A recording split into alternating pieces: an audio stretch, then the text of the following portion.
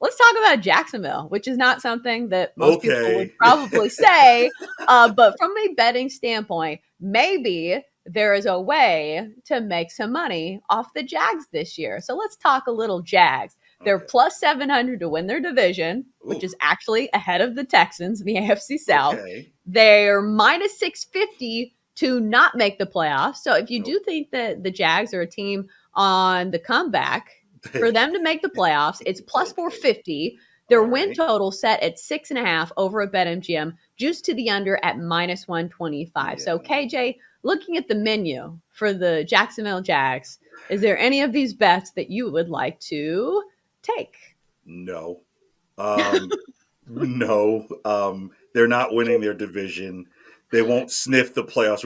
Remember, they are in the AFC, which is now quarterback you, right? So it's going to be better than last season. So if there's a bet out there, maybe at the win total, maybe I would touch. If it's 6, I hate to be, like, let's go through the schedule, but you're like, if you got the Commanders, you've got the Giants, the Lions, the Jets, the Texans twice, you might be able to get to that 6 number, right? So,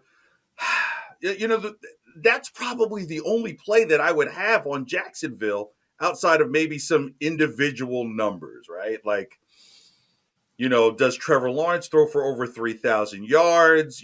Some of these really specific parlays or props that are in there, you'd really have to dig in there. I mean, you'd have to be a Jaguar savant, to really say, like, I think Chanot is going to go for over 200 yards over the next 3 weeks. Yeah, maybe you take that. Maybe you know something. So there's going to be value. That's the thing with Jack. Because they're so bad, there is going to be value if you find a play in them. There's not going to be any skin of the teeth bet, where they're like, hey, it could go one way or the other. We know it's always going to go one way. It's usually the bad way. So, yeah, maybe win totals out of those choices there. I could see playing 6. I think the only one that I was seriously considering is taking an under on their win total, just because I think it is a high bar to climb. I think it's a little bit high of a number for a Mhm. team that still has a ton of question marks. And so let's look at the offseason for the Jags, because they did make some notable moves in Right. free agency. They picked up Christian Kirk Okay. from Yeah. Arizona, which Arizona. for a 4-year deal worth 84 million. I'm not going to lie, that seemed a little high for Christian Kirk. They Hey, also picked up a guard in Brandon Scherf, who is a pretty good pickup, and also Trayvon Walker, number one overall pick in the NFL draft, a high potential guy. But I think the question mark for me is how quickly can the Jags turn things around? Because I do think this is a team that's going to be much better just for the fact that Urban Meyer isn't there. He yeah. didn't even know what players were on the field. He didn't even know his personnel. And plus, we haven't even talked about the culture. The culture has to be 1,000% better when he's not going around to the kicker or the punter, whoever, saying, hey, you're not doing your job, and just gives him a kick in the side. So Trevor Lawrence has room for improvement.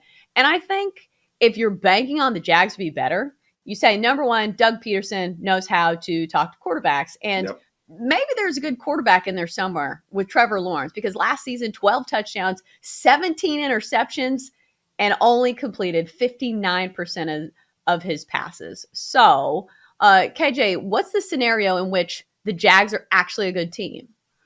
Well, one, Urban Meyer's gone. I've never seen a guy get hired just because he's a cool guy to have a drink with. I mean, that's what Urban Meyer was really hired for.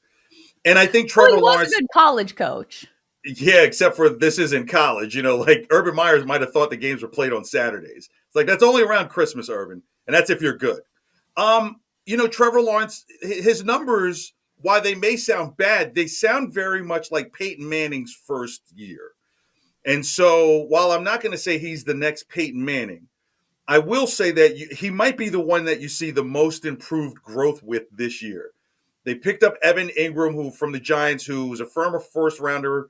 That's a kind of a reclamation project, and if Evan Ingram can turn himself around, then Trevor Lawrence has a very dependable tight end, and very dependable tight ends are helpful for first year, second year quarterbacks. Look, Mac Jones and Hunter Henry in New England, right? So you've got Christian Kirk, who, yeah, let's look away from the money, and maybe you'll get better performance than what you've already had. Chanot has offered something, and then we forget that Travis Etienne missed all last season, and the two of them play together at Clemson. So there's that synergy that exists there. So he may have another weapon, even just throwing the ball out of the backfield. So, you know, again, the 6 is going to be a stretch. If I can count the games out, let's see if I can count 6.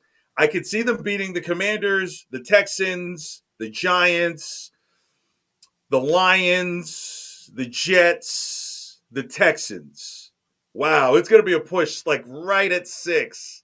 So, AJ, looking at those teams, I think yeah, most of those yeah. teams are going to be better, with the exception of maybe the Jets. Like I would say the the win Jet. total for the Giants is much higher this year. The Yeah, Commanders now have Carson Wentz, so I don't yeah. think any of those games are a shoe in for a win. Here's the under. Here's where your under will hit. I think the Jets would win one of those games. They playing them twice. No, just once. No, the Giants and the Jets. I'm sorry. So that Jets game could be a tough. That could be a tough out. More so than the Giants. I think the Giants are just a walking disaster. But it's going to be a push. I think that Jets game, literally the last week of the season, may determine whether 6 hits or the under hits. That's going to be fascinating. So yeah, the Jaguars will be exciting if you want something to follow bad all the way through the year. Well, here's another way to play it. If you think the Jags have a tough time starting the season, which sometimes is the case for first-year head coaches, just because you have to learn a new system, you have to learn all the new players, which Urban Meyer never did.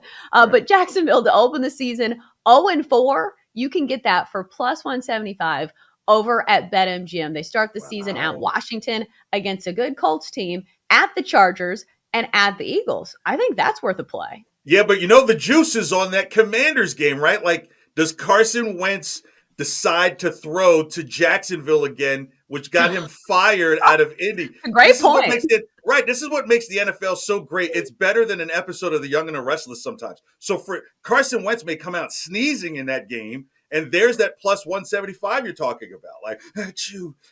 You Oh my just never gosh. know. That's an excellent point, because you're absolutely right. Because it was the Jags who were the nail in the coffin for Carson Wentz in Indianapolis.